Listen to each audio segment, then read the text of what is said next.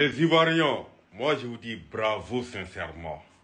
Et je le prends au fond du cœur et je vous dis bravo. Vous voyez, hormis les grandes réalisations que vous avez faites à la CAN, c'est-à-dire la CAN la plus grande qu'on a eue en Afrique, mais vous avez montré aux yeux de tout le monde des leçons de morale. Des leçons de morale comment? La reconnaissance pour commencer. Vous avez montré avec tout un peuple une reconnaissance, vous avez démontré cette reconnaissance envers le Maroc. Et ça, chapeau. C'est pas donné à n'importe qui. Que ça soit individuellement ou collectivement, c'est pas donné à n'importe qui. Et ça, vous l'avez démontré. Et je vous dis chapeau.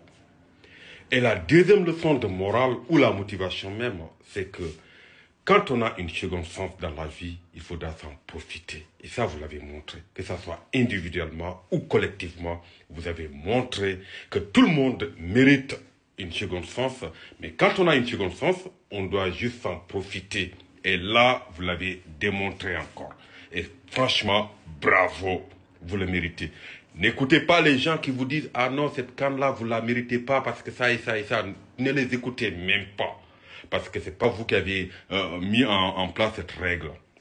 Ce n'est pas vous. Vous n'avez pas inventé la règle. Après, ils vont vous dire quoi? Que vous avez inventé les pénaltys, les tirs au but et autres, les hors-jeux et autres. Non, vous n'avez pas inventé.